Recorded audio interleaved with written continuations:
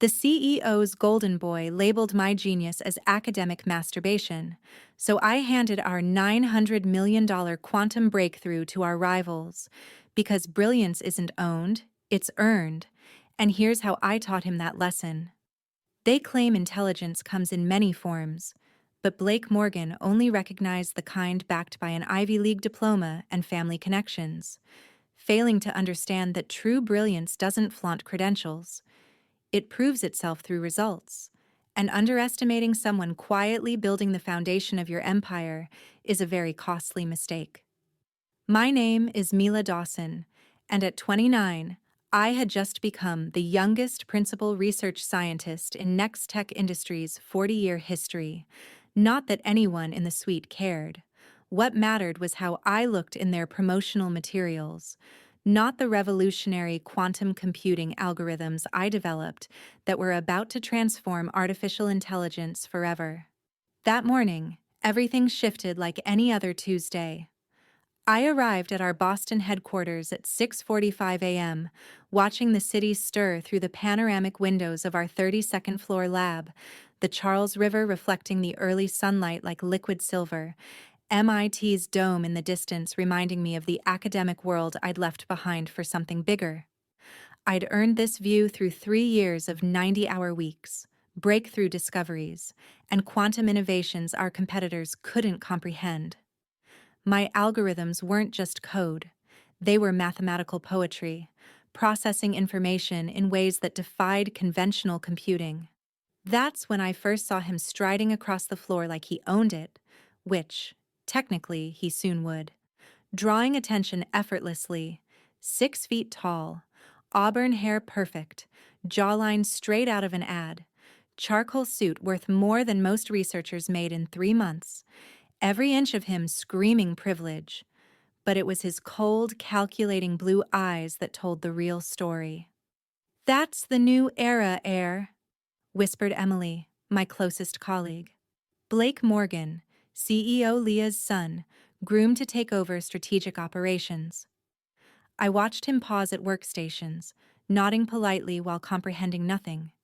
His practiced smile political, the condescension in his voice making my skin crawl.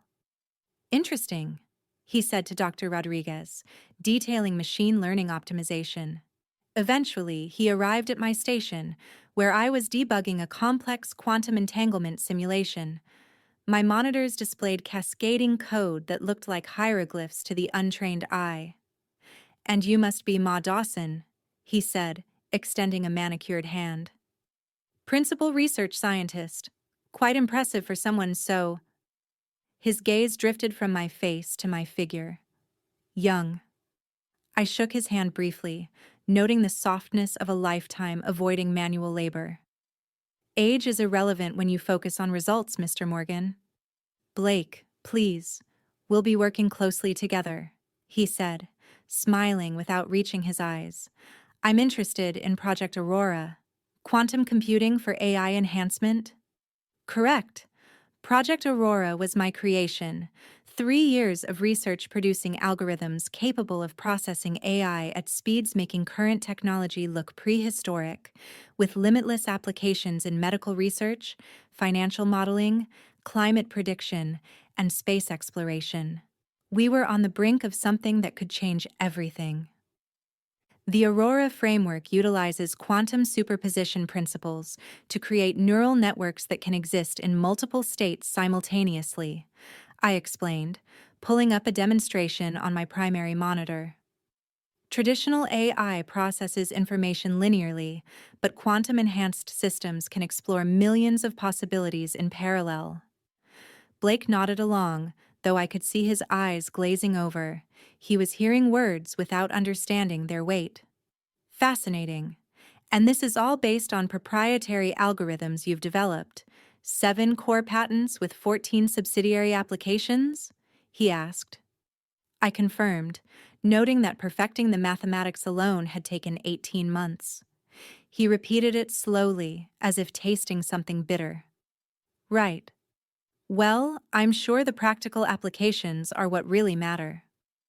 That sentence revealed everything about Blake Morgan. He viewed innovation as a product to be packaged and sold, not as the result of years of theoretical work and experimental failure. The practical applications flow directly from the mathematical foundations, I said patiently. You can't separate theory from implementation.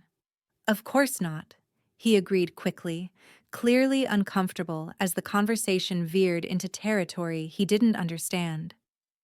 I'm more interested in the big picture, market potential, competitive advantage, that sort of thing. Emily caught my eye from across the lab, eyebrow raised. We both recognized the pattern.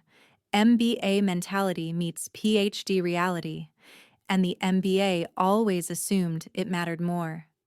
Mr. Morgan, Aurora represents roughly $900 million in projected market value over the next 5 years, I said, switching to terms he might actually grasp.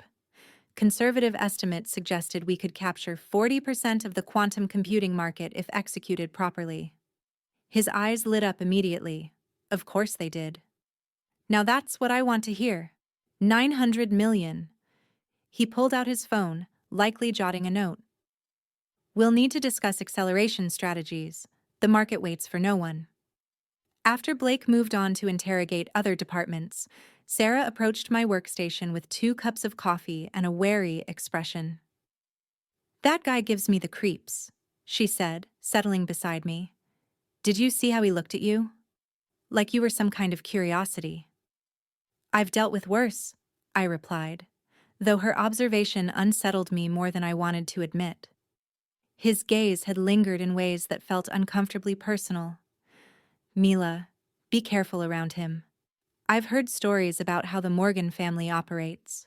They're sharks who smile while circling. I sipped my coffee, watching Blake through the glass walls of the conference room where he was holding court with senior management. His animated gestures and confident posture suggested he was already planning changes he didn't understand. Let him circle, I said quietly. Sharks are impressive until they meet something with bigger teeth. Sarah laughed nervously. Just promise me you won't do anything crazy if he pushes too hard. I turned back to my code, algorithms flowing across the screen like digital DNA. Define crazy.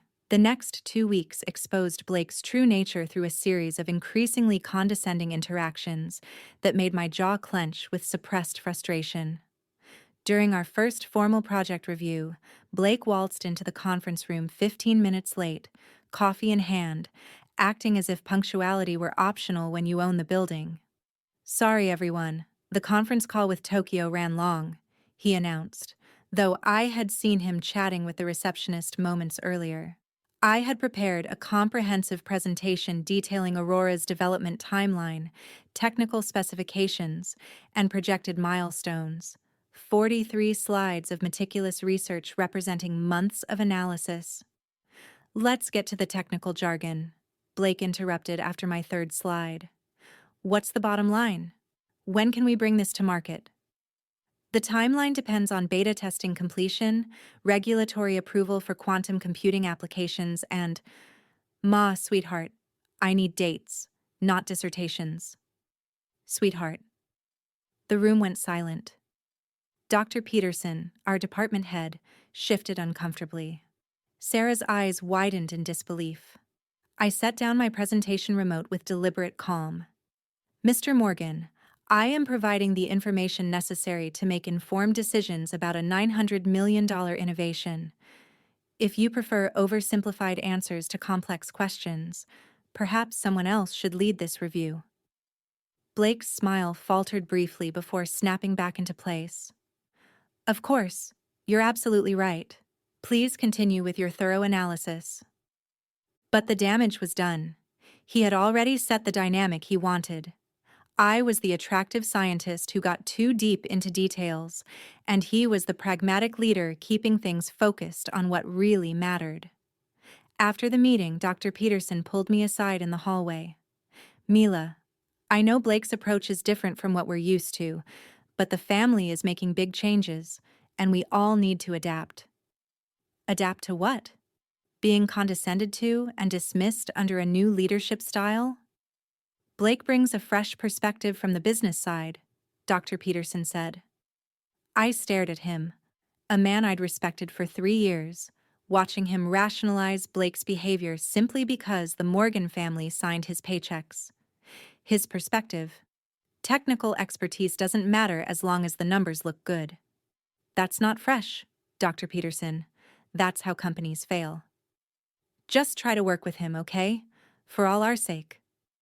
Walking back to my lab, I realized institutional cowardice meant I would face Blake Morgan alone. Those who should have defended scientific rigor were already bowing to inherited authority. Blake's next move was subtle but just as insulting. He began scheduling informal check-ins with my team, positioning himself as the bridge between research and executive leadership. During these sessions, he asked dumbed-down questions, then re-explained our own innovations back to us in business speak. So essentially, he said during one particularly excruciating meeting, "You've created a faster computer that can multitask really well. The quantum stuff is just the engine under the hood, right?" I exchanged glances with my team, brilliant PhDs and research scientists, being treated like children learning about cars. That's an oversimplification that misses the fundamental breakthrough, I said. Quantum computing isn't just faster processing, it's an entirely different paradigm that allows for— Right, he interrupted. Write the technical details, but for presentation purposes, faster multitasking computer is what investors can understand. Investors should understand what they're investing in, I countered. Blake laughed, a sound devoid of warmth. Mila, you're brilliant at the science stuff, no question, but business is about communication. Fortune 500 CEOs won't sit through quantum physics lectures. I respect your dedication to accuracy, but sometimes clarity must take priority over accuracy. That comment crystallized everything wrong with Blake's worldview. Technical truth was negotiable if it conflicted with marketing convenience. He genuinely believed understanding mattered less than appearing confident. After he left, Dr. Martinez, one of my senior researchers, spoke up. Mila, this guy's going to be a problem. He's already talking about streamlining our research documentation and focusing on deliverable outcomes. What does that mean? I asked. It means he wants us to stop exploring theoretical applications and just build whatever will sell fastest. A cold knot settled in my stomach. Aurora wasn't just a product to be rushed. It was the foundation for decades of future innovation. Cutting corners now would destroy its potential forever. Did he give you any specific directives? He wants us to prepare a simplified technical overview for the next board meeting, something that explains Aurora without getting bogged down in mathematical proofs. The absurdity was staggering. Blake wanted quantum computing explained without mathematics, like describing music without sound. That evening, I stayed late running security protocols and backing up all Aurora development data to encrypted drives. Call it instinct, but Blake's casual dismissal of technical complexity felt like a warning of something worse. My phone buzzed with a text from an unknown number. Working late again? Dedication is admirable, but work-life balance matters too. Blake. I stared at the message, skin crawling. How did he have my personal number? And why was he texting me at 9:30 p.m. about work-life balance? I didn't respond. The following Monday brought Blake's next escalation, a surprise announcement that he would present Aurora to the board himself, with me providing technical support as needed. I think it's important board members hear from someone who speaks their language, he explained during our team meeting. Mila's done incredible work, but translation is key. Translation, as if my ability to explain my own innovations was somehow inadequate. Blake, I've presented to the board multiple times. They're familiar with my communication style, I said. Of course, and your presentations are very thorough, he replied. I'm just thinking we need something with more punch, more business focus. Emily leaned forward. Will Mila have the opportunity to address technical questions directly? Absolutely, he assured her. If anything comes up that's too complex for business-level discussion, I'll defer to her expertise. The patronizing tone made my teeth ache. Blake was positioning himself as the primary voice of Aurora, while relegating me to the role of technical consultant for overflow questions. I'd prefer to co-present, I said firmly. The board should hear directly from the principal researcher about both technical capabilities and business applications. Blake's smile tightened almost imperceptibly. I appreciate your enthusiasm, but this needs to be streamlined. Too many voices can confuse the message. My voice created the message. The room fell silent. Blake's mask slipped for a fraction of a second, revealing something ugly before snapping back into place. Mila, I think you're misunderstanding the collaborative nature of what we're building here. Aurora is a team effort, and I'm just trying to ensure team success. Team effort. My 3 years of solo theoretical work, mathematical breakthroughs that no one else in the company could verify, had suddenly become a collaborative achievement Blake could present to the board. After the meeting, I made 2 calls. The first to Rebecca Torres, my patent attorney, asking her to review all Aurora IP documentation to ensure my personal ownership was ironclad. The second to Dr. James Wu at Titan Dynamics, Nextech's biggest competitor, accepting his long-standing invitation for lunch to discuss future opportunities. If Blake Morgan wanted to play games with my work, he was about to learn that some games have very expensive consequences. The board presentation itself was a masterclass in intellectual theft disguised as corporate leadership. Blake strode into the executive conference room as if he owned not just the company, but the very idea of innovation. "Ladies and gentlemen," he began, his voice carrying the practiced confidence of someone who never doubted their right to be heard, "I'm excited to present Aurora, our revolutionary quantum computing breakthrough that will transform how the world processes artificial intelligence. Our revolutionary breakthrough, not mine. Ours." I sat in the designated technical advisor chair, watching Blake butcher 3 years of my research with broad generalizations and business buzzwords that revealed his fundamental misunderstanding of what we'd actually built.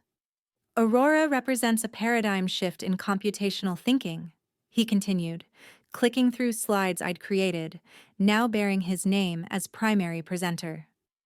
"By harnessing quantum superposition, think of it as nature's ultimate multitasking. We've created systems that process information in ways previously impossible."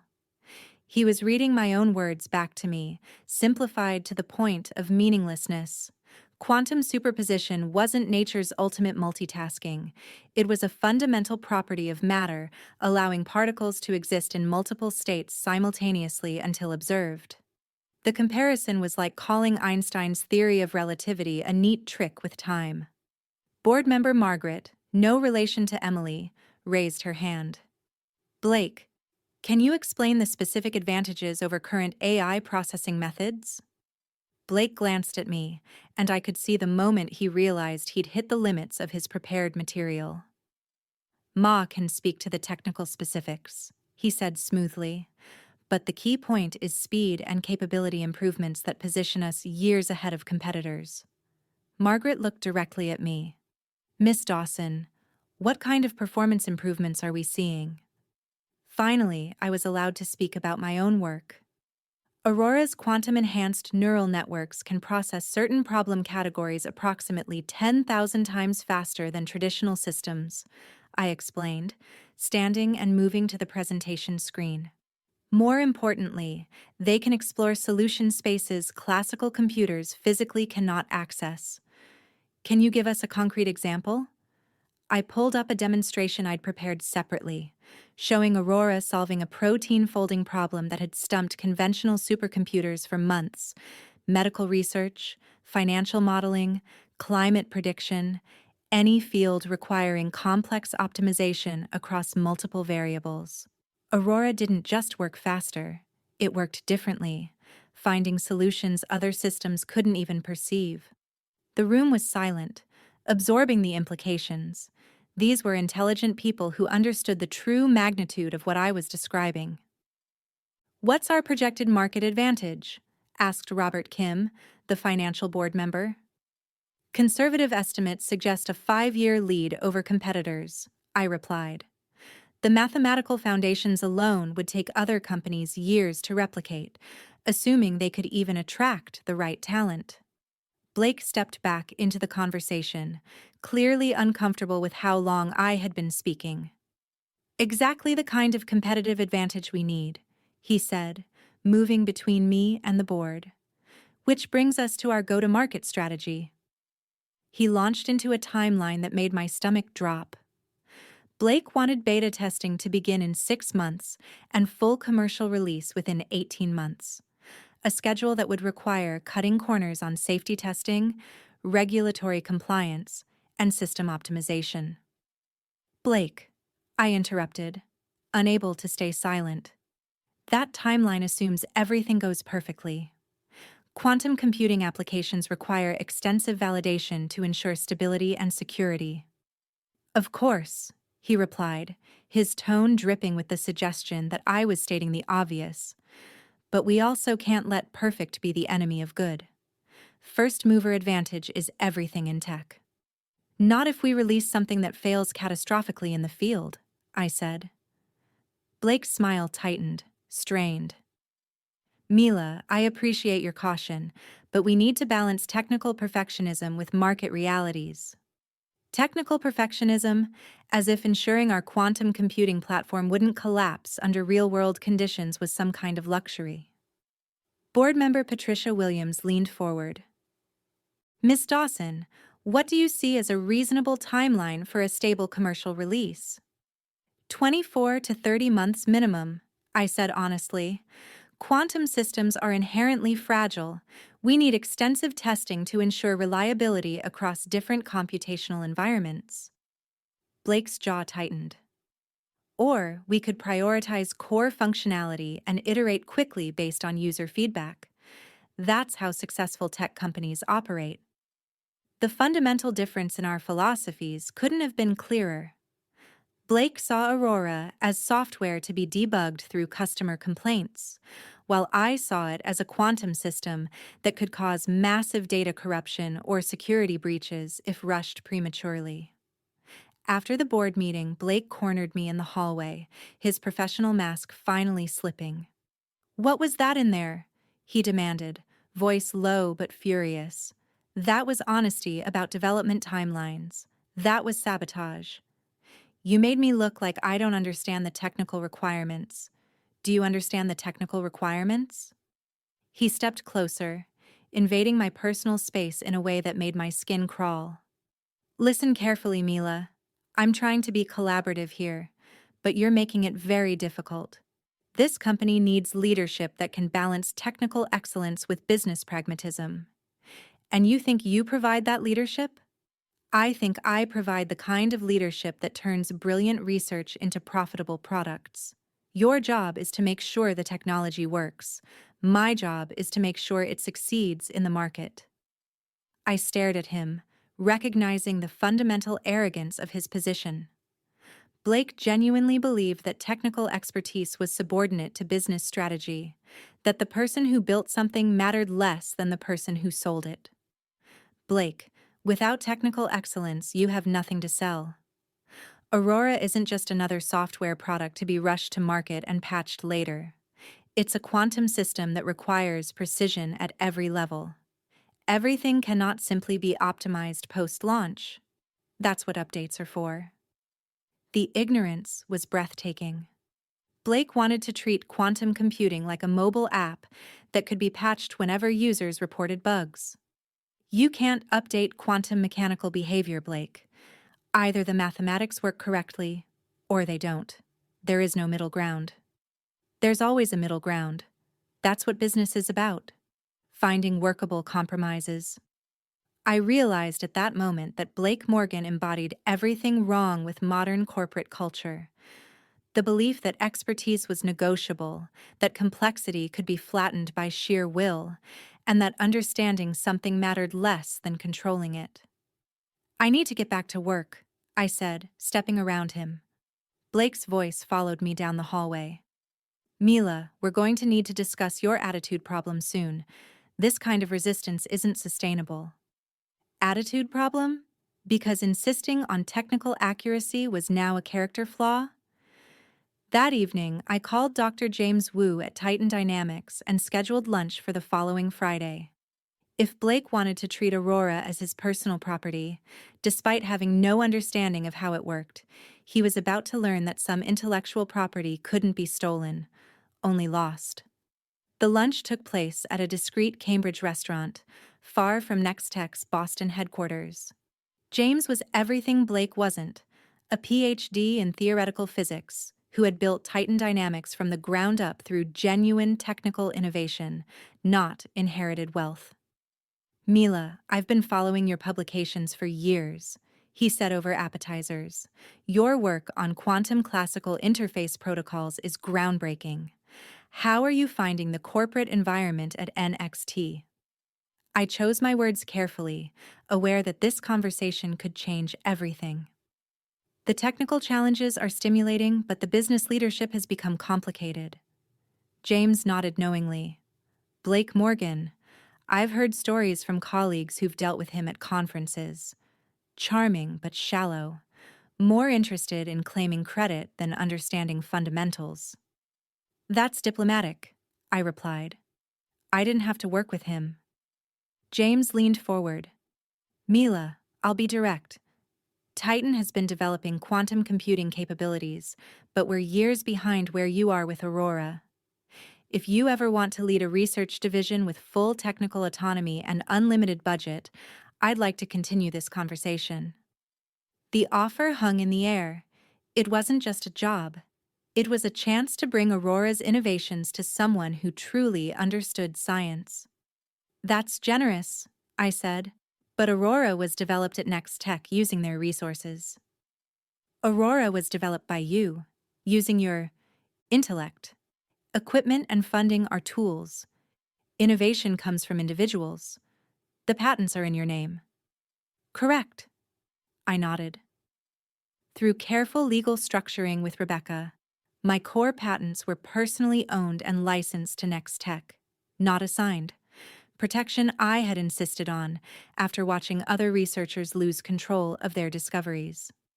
Then you have options, James continued. If Next Tech isn't providing the environment you need for meaningful research, other opportunities exist. What kind of opportunities? I asked. Lead researcher position with equity participation, full team autonomy, and unlimited budget for advanced quantum computing research. We're talking about building something that could leapfrog not just Next, but every other player in the quantum space. The vision was intoxicating, working for someone who understood the science, with resources to push Aurora far beyond Blake's rushed timeline. I need to consider all the implications, I said carefully. Of course, he replied. Brilliant minds deserve to work in environments that value brilliance. You've spent 3 years building something extraordinary. Don't let lesser minds diminish what you've achieved. That evening, I returned to my lab to find Blake sitting at my desk, scrolling through files on my primary monitor. Blake, what are you doing here? I demanded. He looked up with that practiced smile that never reached his eyes. Just familiarizing myself with the current development status. As Aurora's project lead, I need to stay current on all technical progress. Project lead? When had that happened? According to whom are you Aurora's project lead? According to organizational necessity, he said. The board needs clear accountability, and I'm accountable for Aurora's commercial success. I moved to my workstation, noting which files he had accessed, mostly documentation and progress reports. Nothing containing the core algorithms, but the violation still made my blood boil. Blake, accessing other people's workstations without permission is a security violation. It's my mother's company, Mila. Security violations don't apply to executive oversight. The casual admission of nepotism was breathtaking. Blake genuinely believed family ownership exempted him from professional norms and ethical boundaries. Executive oversight does not include unauthorized access to secured research data. Blake stood, moving uncomfortably close. You know, Mila, you're incredibly talented, but talent without teamwork is just masturbation. Impressive to watch, but ultimately unproductive. The crude comparison made my skin crawl, yet it also revealed how Blake truly saw me, a brilliant performer whose work existed for his entertainment and control. Teamwork requires mutual respect, Blake, something you've shown no interest in providing. I respect your abilities. I just think you need guidance on how to apply them productively. Whose definition of productive?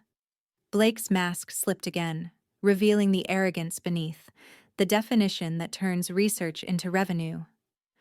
Look, Mila, you're brilliant at the technical stuff, but business requires a broader perspective.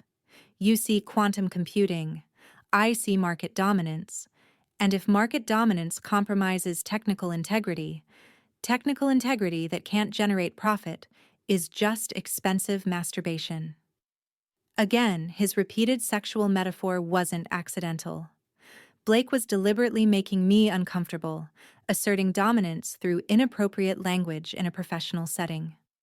I need to finish my work, I said, moving to my chair and pointedly turning away. Blake didn't leave immediately. Instead, he lingered behind me, close enough that I could smell his cologne and feel his presence like a physical weight. Mila, we're going to be working together for a long time. It would be better if we found ways to collaborate more effectively. The way he said collaborate made my stomach churn. There was an undertone that had nothing to do with professional partnership. Collaboration requires competence from both parties. Blake's hand landed on my shoulder and I jerked away as if burned. Don't touch me. Easy. Just trying to be friendly. You seem tense. I seem focused on work, which you're interrupting. Blake finally backed away, but his voice carried a warning. Mila, this attitude is becoming a real problem.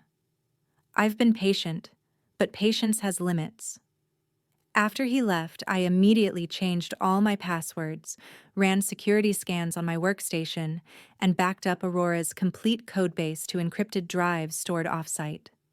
Blake's behavior had crossed from professional incompetence into personal harassment, and I refused to be victimized. More importantly, I scheduled another meeting with Dr. Wu for the following week. Blake's threats and inappropriate behavior had made my decision easier. If he wanted to treat me like an obstacle to be removed, rather than the scientist who built Aurora, he was about to discover what happened when the obstacle fought back. The next morning brought an email that crystallized everything wrong with Blake's leadership approach. Sent to the entire Aurora development team, it outlined restructuring initiatives that made my blood run cold. Team, after careful review of our development processes, I'm implementing several efficiency improvements to ensure Aurora meets its aggressive launch timeline. Effective immediately, all technical decisions require business-side approval to ensure market viability. Research focus will shift from theoretical optimization to practical implementation. Documentation requirements will be streamlined to reduce administrative overhead. Team meetings will be reorganized under centralized leadership to improve communication. These changes will help us maintain Aurora's competitive edge while ensuring responsible resource allocation. Please see me individually to discuss how these adjustments affect your specific roles. Best regards, Blake Morgan, Aurora Project Lead. I stared at the email, recognizing corporate doublespeak for what it was. Blake was seizing control of technical decisions he didn't understand, eliminating theoretical research that might delay his timeline, reducing documentation that provided accountability, and positioning himself as the sole decision-maker for Aurora's development. Emily appeared at my workstation within minutes, looking as outraged as I felt. Mila, this is insane. Technical decisions require business-side approval. He doesn't even understand the difference between quantum superposition and classical computing. That's exactly why he's doing it, I replied. Blake knows he can't contribute technically, so he's ensuring that all technical contributions must flow through him first. But that will slow everything down to a crawl. Every optimization, every bug fix, every improvement will need to be explained to someone who lacks the background to evaluate it. Dr. Martinez joined the conversation, his face grim. It gets worse. I just talked to Blake about my quantum error correction research. He wants me to suspend it because it's not directly applicable to current implementation goals. The stupidity was staggering. Quantum error correction was fundamental to Aurora's stability. Without it, the system would be prone to decoherence that could corrupt calculations or cause complete failures. He's going to the entire project, Sarah said quietly.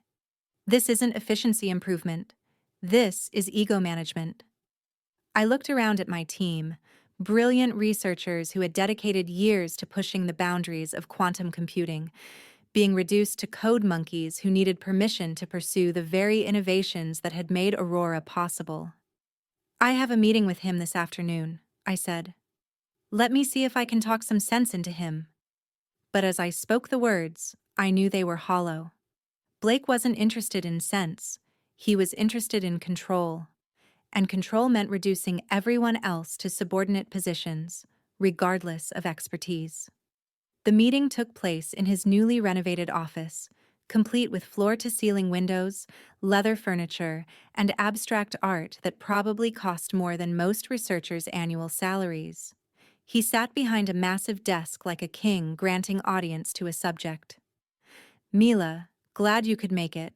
I wanted to discuss how the restructuring affects your role specifically. I remained standing, refusing to accept the supplicant position he was trying to establish. Blake, this restructuring will destroy Aurora's development timeline and compromise its technical integrity. That's exactly the kind of thinking we need to move past. You're seeing obstacles where I see opportunities for streamlined decisions. Streamlined by whom? You don't have the technical background to evaluate quantum computing decisions. Blake's smile tightened. I have the business background to evaluate whether technical decisions support our commercial objectives. And when those objectives conflict with technical requirements, they won't. If the technical team focuses on practical solutions instead of theoretical perfection. I felt something cold settle in my chest. Blake genuinely believed that business goals took precedence over scientific accuracy, that market pressure could somehow override the laws of physics. Blake, quantum computing doesn't work that way. You can't sacrifice theoretical accuracy for practical convenience. The mathematics either work or they don't. Everything can be optimized, Mila. That's what iteration is for. You can't iterate quantum mechanical behavior. Either your equations describe reality correctly, or your system fails catastrophically. Blake leaned back in his chair, studying me with those cold blue eyes. You know what I think? I think you're so invested in being the smartest person in the room that you can't accept collaborative leadership. This isn't about technical requirements. This is about control. The projection was breathtaking. Blake, who had positioned himself as the arbiter of all technical decisions despite lacking basic understanding, was accusing me of control issues for insisting on scientific accuracy. This is about ensuring Aurora actually works when we release it. Aurora will work because we'll make it work. That's what successful teams do. They adapt, they compromise, they find solutions. And when adaptation and compromise require violating the laws of physics, Blake stood up, moving around his desk to loom over me in a way meant to intimidate. Mila, you're brilliant, but brilliance without leadership is just academic masturbation. I'm offering you the chance to be part of something bigger than your research, but you have to be willing to accept guidance. There it was again, the crude sexual metaphor designed to demean and control. Blake's repeated use of this insult revealed how he really saw intellectual work as self-indulgent performance that needed his masculine business sense to become useful. I don't need guidance from someone who thinks quantum computing is nature's ultimate multitasking. Blake's face flushed red. That's exactly the kind of arrogant, condescending attitude that makes you impossible to work with. And your ignorant, dismissive attitude makes you unqualified to lead this project. The words hung in the air, and I realized I'd crossed a line Blake wouldn't forgive. His expression shifted from anger to something colder, more calculating. Mila, I've tried to be patient with you, but this conversation makes it clear that significant changes are necessary. I'll be recommending to the board that Aurora's leadership structure needs immediate adjustment. Meaning what? Meaning someone needs to take responsibility for ensuring this project succeeds, and that someone clearly isn't you. I stared at him, recognizing the threat for what it was. He was going to try to remove me from Aurora entirely, claiming my attitude and lack of collaboration made me unsuitable for continued involvement. Blake, I created Aurora. Every algorithm, every innovation, every breakthrough came from my research. You can't run the project without me. Actually, I can. We have documentation, code repositories, and a team of talented researchers who can continue development under proper leadership. The delusion was complete. Blake genuinely believed Aurora's innovations could be replicated by others following my documentation, like following a recipe for chocolate chip cookies. Documentation doesn't replace understanding. The other researchers were talented, but they hadn't developed the theoretical foundations. Then they'll learn. That's what smart people do. They adapt. I left Blake's office knowing war had been declared. He was going to try to push me out of Aurora while keeping my innovations, turning 3 years of my research into his personal path to executive success. But Blake had made a crucial miscalculation. He assumed that controlling the corporate environment meant controlling me. He was about to learn otherwise. That evening, I called Dr. Wu and accepted his offer. James, I'm ready to discuss terms. Excellent. When can you start? I need 2 weeks to handle the transition properly. But James, you should know my departure from Next Tech might get messy. Blake Morgan isn't going to accept losing Aurora gracefully. Let me worry about Blake Morgan. Can you bring your patents with you? Every single one. They're personally owned and licensed to Next Tech, not assigned. When I terminate the licensing agreement, Aurora becomes nothing more than expensive hardware. And your team, Emily and Dr. Martinez, have already expressed interest in making moves. Blake's restructuring has everyone looking for exits. Mila, this is going to be the acquisition of the decade.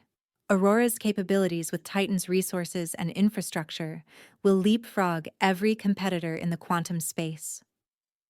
After finalizing the details with James, I spent the weekend implementing my exit strategy.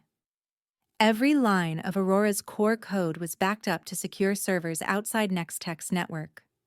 All research documentation was copied to encrypted drives. Most importantly, I prepared the legal notice terminating my patent licensing agreement with Nextech. Rebecca Torres had crafted the termination letter with surgical precision. Under the terms of the original licensing agreement, I could revoke Nextech's usage rights if they breached the contract through unauthorized modifications or attempts to circumvent my intellectual property protections.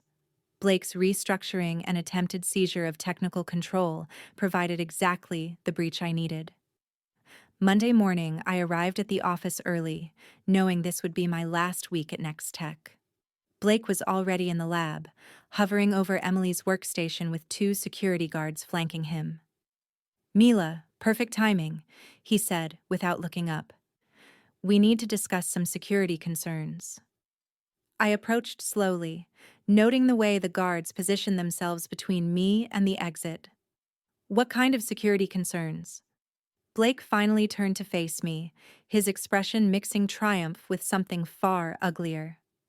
Concerns about unauthorized access to proprietary systems, potential intellectual property theft, and communications with competitive entities.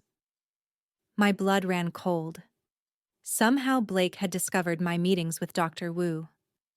I don't know what you're talking about, do you? Blake replied coldly, pulling out his phone and shoving it in front of my face. The screen showed grainy photos taken from across the street at the Cambridge restaurant where I'd met James, Dr. James Wu, CEO of Titan Dynamics. Interesting lunch companion for someone with access to Aurora's complete specifications. The surveillance was illegal and vindictive, but Blake clearly didn't care about legality now that his position was threatened. Having lunch with a colleague isn't a security violation, I said evenly.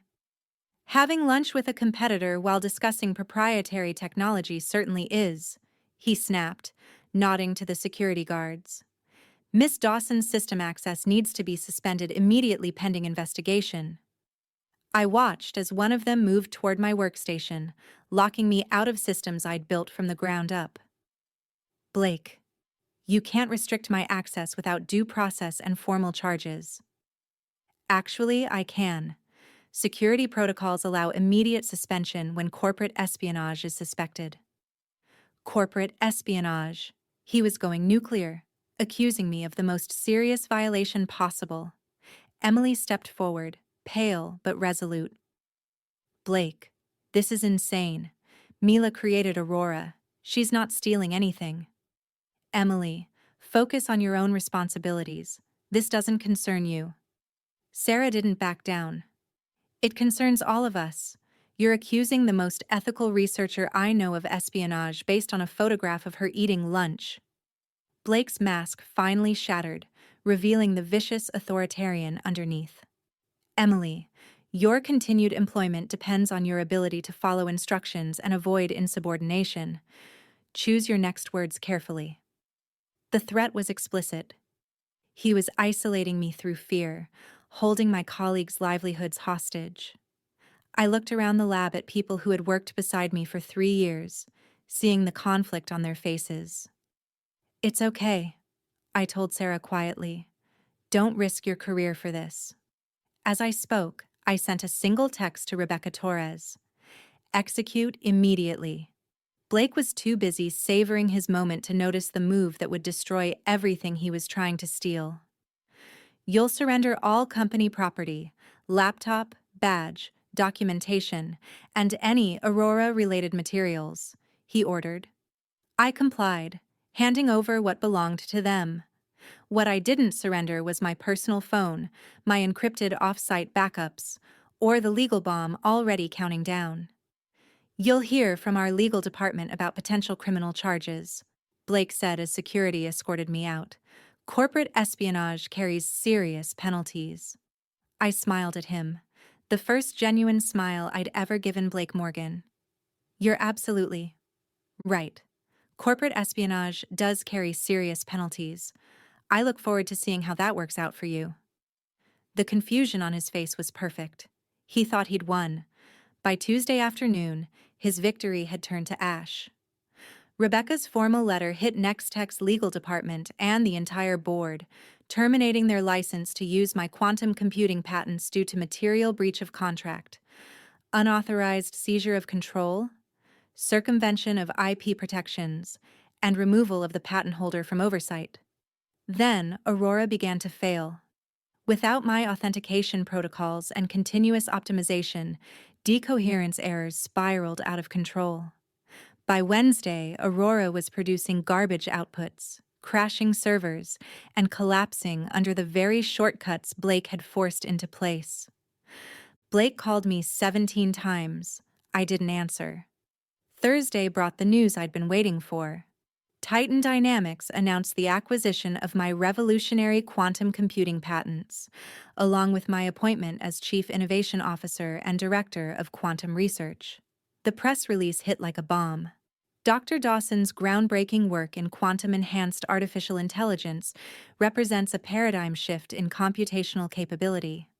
Titan Dynamics is honored to provide the resources and research environment necessary for continued innovation at the highest levels. Blake's calls became increasingly frantic, incoherent, and desperate. Security guards had to escort him from my apartment building when he showed up demanding I fix this mess. Friday's board meeting at Nextech was reportedly a massacre. Margaret called me directly. Mila, the board needs to understand what's happening.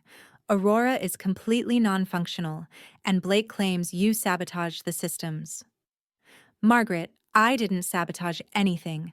I terminated a licensing agreement that Blake violated by trying to seize control of my intellectual property. Can this be resolved? The company has invested millions in Aurora development. I looked out over the Boston skyline from my temporary office at Titan Dynamics, surrounded by resources that dwarfed anything Nextech had ever provided. Margaret made it clear, Nextech never valued my contributions. Blake had called my work academic masturbation and tried to push me out while keeping my innovations. Resolution was never his goal. What would it take to restore the licensing agreement? She asked. The question I'd been waiting for. Blake's immediate termination, public acknowledgement that Aurora was built on my proprietary technology, and a licensing fee reflecting the true value of what Nextech had lost. How much are we talking about? $900 million? The full projected value of Aurora over 5 years. Margaret's silence stretched. Mila, that's more than the company is worth. Unfortunate, but it's less than what Blake cost you by trying to steal what he couldn't build himself. The call ended, but I knew the board was in full panic mode. Aurora, their supposed flagship for the next decade, was now nothing more than expensive computer equipment. Monday brought Blake's termination announcement. Tuesday, his father, Leah Morgan, personally called, begging me to reconsider. Wednesday, they offered $200 million to buy back the patents. I turned them all down. Thursday, I held a press conference at Titan Dynamics Cambridge headquarters, standing beside quantum computing prototypes that made Aurora look primitive. Innovation requires environments that nurture and respect scientific excellence, I told the assembled tech reporters. When corporations prioritize control over competence, they lose more than talented researchers. They lose their future. A reporter asked about Blake specifically. I smiled, remembering his condescending lectures about business reality and market pragmatism. Blake Morgan never understood that you can't steal someone's mind. You can steal their work, copy their code, even claim credit for their innovations. But the thinking that creates breakthrough technology lives in the person who did the work.